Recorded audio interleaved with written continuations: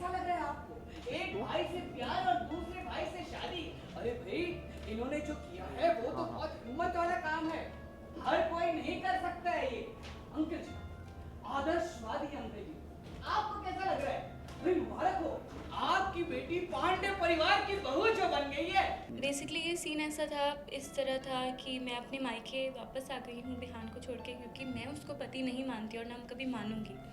Because ये धोखे की शादी है मेरी नज़रों में। मुझे बताया गया था कि मेरी शादी ध्रुव सर से हो रही है, पर हुई बिहान से। तो मैं बहुत ही ज़्यादा शॉक में हूँ और मैंने अपने पेरेंट्स को ये बात नहीं बताई थी। मैं एक बार आ चुकी हूँ, पर मैं जब पग फेरों के लिए घर आई हूँ, मेरे पापा की तबीयत ठीक नहीं है। मैं उनको बिल्कुल नहीं बताना चाहती, ये सदमा नहीं देना चाहती। जैसे कि डॉक्टर ने भी बोला कि बिल्कुल भी ऐसी कोई बात ना बताई जाए पापा को जिससे उनको दुख हो। पर मुझे ऐसा लगा कहीं ना कहीं जाकर कि अगर ये बात आज ना बता के कभी पापा को बाद में पता चली तो वो तो जीते जी मर जाएंगे, और मुझे अभी सच को बता देना चाहिए अपने घर वालों के सामने। तो ऐसी एक सिचुएशन हो जाती है कि ध्रुव सर और उनका पूरा परिवार हमारे घर पर आता है पग फेरों के लिए लेने के लिए मुझे। पर उसी टाइम मेरा मंगलसूत्र गिर जाता है अदिति के हाथ में फंस के। तो मेरी मॉम थोड़ा सा मूड एक होता है कि दूल्हा दुल्हन को छेड़ते हैं, तो मॉम कहते हैं कि अरे ध्रुव बेटा तुम इसको मंगलसूत्र पहना दो, सबके सामने शादी में तो पहनाया था। तो ध्रुव सर के मन में भी है कि वो भी नहीं बता सकते सबके सामने, क्योंकि मेरे पेरेंट्स को नहीं बताना है, मुझे भी नहीं बताना है, सबको छुपानी है बात।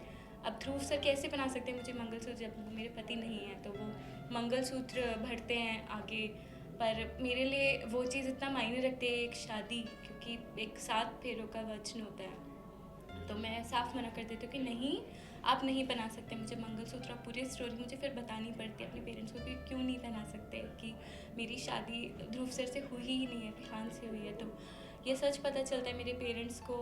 ध्रुव सर की फैमिली घर चली जाती है अपने, क्योंकि जो मेरे ससुर जी हैं वो बोलते हैं कि तुम्हारे लिए अभी यही बेटर है कि तुम यहाँ पर रहो अपने घर पे, और हम तलाक का सोचते हैं। क्योंकि वो भी बिल्कुल खुश नहीं है, बिकॉज़ वो मुझे अपनी बेटी मानते हैं बहू से ज़्यादा। तो अगले दिन मैं जब सोकर उठती हूँ तो हम मंदिर जा रहे होते हैं, देखती हूँ बाहर दिवाकर जी ने मेरी पोस्टर्स छपवा रखे हैं, पूरे मोहल्ले में लगा रखे हैं। जितनी भी पूरे लोग हैं सोसाइटी में, सब लोग वहाँ पर गैदर्ड हैं। और that is a very embarrassing situation मेरी फैमिली के लिए और मेरे लिए, कि इस तरह पोस्टर लगे हैं जिसमें मेरी फ़ोटो बीच में है, एक फूल दो माली, ऐसे स्लोगन्स, 2 भाइयों का एक प्यार, इतने मतलब गंदे स्लोगन्स जो कह सकते हैं, वो चीज़ उसने करा हमें नीचा दिखाने के लिए। क्योंकि अदिति ने उसको थप्पड़ मारा था मेरे साथ, उन्होंने जो भी कुछ किया पास्ट में, तो उसकी वजह से उन्हें इतनी बेइज्जती सहनी पड़ी। उस चीज़ का वो बदला इस तरह निकालते हैं, इस तरह गिर कर। बिल्कुल आपका ये घर अब सोने के अंडों से भर जाएगा। क्या बात है अंकल जी, क्या कहना है? कुछ तो कहिए, कहिए ना। बस करो। व्हाट आई फील एज जिज्ञासा इज़ लाइक, ये सीन ही इस मुद्दे पर था, एक फैमिली यूनिटी शो करने के लिए कि कितनी भी प्रॉब्लम्स आ जाए थपकी की, बट उसके पापा उसकी मम्मी हमेशा उसके साथ हैं, हर सिचुएशन में उसके साथ हैं, चाहे कितनी से कितनी बड़ी मुश्किल आ जाए। ये चीज़ मैं भी अभी कुछ नहीं बता पाऊँगी, क्योंकि एक मेरे लिए भी एक बहुत बड़ा ट्विस्ट था ये चीज़, क्योंकि आज तक ध्रुव सर के साथ काफ़ी अच्छी तरह प्ले हो रहा था ये, बट एकदम से ट्विस्ट लिया। तो इट्स लाइक ये हमारे राइटर्स के ऊपर है कि वो क्या लिखते हैं और हम उसको किस तरह से आपके पास कन्वे कर पाते हैं उस स्टोरी को। यार मैं तुझे मार डालूंगा, मार डालूंगा, मार डालूंगा। अरे अपनी ताकत से मेरा मुंह तो तू बंद कर लेगा, लेकिन किस किस का मुंह बंद करेगा? ये देख, ये देख, तेरा बहन की काली कुंडली। अरे इसकी ये बहन एक के साथ प्यार का नाटक करती है और दूसरे के साथ शादी।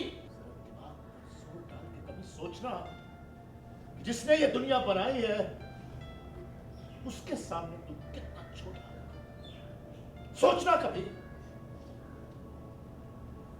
अगर आपकी गलती नहीं है, आपने कुछ नहीं किया ऐसा जिस वजह से आपको शर्मिंदा होना पड़े सबके सामने, तो what I feel is like सबको बोलने दो, कोई बात नहीं, आप लोगों का मुंह बंद नहीं कर सकते। क्योंकि एक मैंने मेरे पापा ने सुनाया था एक स्लोगन मुझे कि हाथी चले बाजार कुत्ते भौंके हजार। या तो इट्स लाइक लोग तो बोलते हैं, लोगों का काम है बोलना, but if you are right at your point, तो आपको उस चीज़ पे रिजिड होना चाहिए बिल्कुल। और आप अगर मान लेते हो आप गलत हो तो आप गलत हो, आप अगर जानते हो आप सही हो तो चाहे दुनिया कुछ भी बोले आप सही ही हो।